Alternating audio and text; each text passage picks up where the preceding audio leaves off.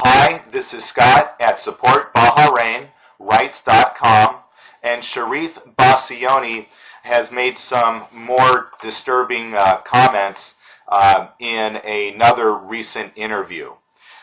He basically has stated that this is in an article that was in Al Ayam News, and he stated that he could not find evidence proving crimes against humanity in Bahrain.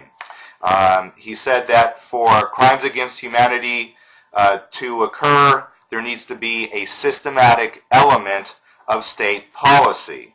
And because he could not find an order from a minister, a military commander, or a police chief, or an agreement between leaders, you did not have proof of state policy.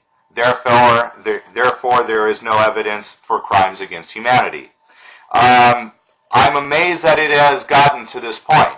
I thought with the first video where I emphasized how widespread the torture was and how well known it was and for how long it was going for, that in itself would be very strong evidence that the state knew about the torture and deliberately allowed it to happen.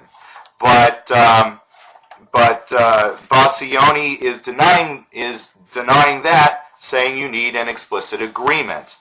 What I would like to say in response is we have additional evidence that this was indeed state policy. What is that evidence? The torture did not occur in a void. The torture was often used to force confessions out of people, and these confessions were aired publicly on TV, and they were used in court, and people in court complained about it, and the judges threw them out. So you have torture, and this was documented for years by Human Rights Watch. Torture being used by state agents in state courts and being aired publicly on state TV. And this was occurring for years. And to say that that is not evidence of a state policy is absolutely astounding. In addition, Bassioni is referring to the Rome Statute of the International Criminal Court. And I'm going to have a link to it below, and there's also a link to it in Arabic as well. And he's referring to Article 7 about crimes against humanity. Article 7 also includes enforced disappearances of persons. And it says that an enforced disappearance is where they refuse to give information on the fates or whereabouts of persons with the intent of removing them from the protection of the law, which is exactly what happened in Bahrain in their brutal crackdown, and which is what they used in order to provide cover so that state agents could torture people for months. So you not only have very strong proof of state policy, the fact that torture is being used to extract confessions legally and publicly, and the state actually in court was resisting attempts by people to bring that up, but you also have enforced disappearances as an explicit item as a crime against humanity, which was practiced on a widespread basis in Bahrain. So I find it absolutely incredible, absolutely astounding that he could actually try to come to that conclusion. Now, I'm going to, I might have to make a second video because YouTube usually only gives 10 minutes. I'm going to refer to a number of cases. Physicians for Human Rights, they interviewed people and documented cases in their report. The report is called Do No Harm, and they documented a few cases of torture wounded patients being tortured in the hospital to extract confessions on video. There is also Ali Isa Saker, who he was tortured to death, but before he was tortured to death, they videotaped. But before he was actually dead, they videotaped him in a confession and aired it on TV. And that was most likely done under brutal torture, because you could see the way his body was afterwards. There was also Ayet Al-Kormozi, the poet, who they also aired her confession, and later on in an interview, she publicly stated that she was pressured to confess under torture and under threats. And I'm going to have a link to that as well. There is also Abdul Hadi Al-Khawaja. They threatened to rape him.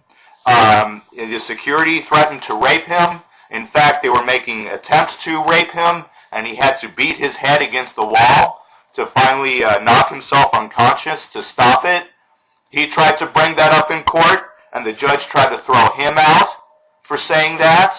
You have doctors who also, Al-Ekri, he brought this up in court, that his confessions were made under torture, and the military judge cut him off and threw him out, as well as other doctors. You also have a human rights report called Torture Redux, which had actually, Torture Redux, and actually the introduction of the report on the net, it says, it concludes since the end of 2007, officials have repeatedly resorted to torture for the apparent purpose of securing confessions from security suspects. So you have all of that. So I'm going to go into more detail about all of this in the second video. Another thing that I also wanted to emphasize is that I hope that the Bassioni and the BICI, I hope they realize that the police, the Bahraini police, actually they don't allow local native Shias to serve on it. They actually import foreign mercenaries from Pakistan and the rest of the Middle East in order to brutally dominate the Shias. I hope that they also do acknowledge that there were enforced disappearances for months, and that this is a complete violation of international standards. Do they fully realize this? That is also further evidence of a state policy to abuse your public.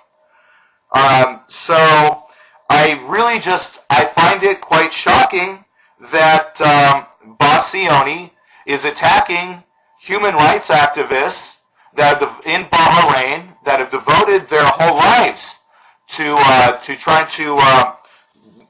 try to make the cases of torture well known, and that have and who want people to be held accountable for it, and that Bassioni is instead giving interviews to state propaganda outlets that are going to use every word he says to deliberately support the state's torture campaign. So this is absolutely incredible. So I'm now going to continue, and I'm going to go into more detail now in the second video. Thank you.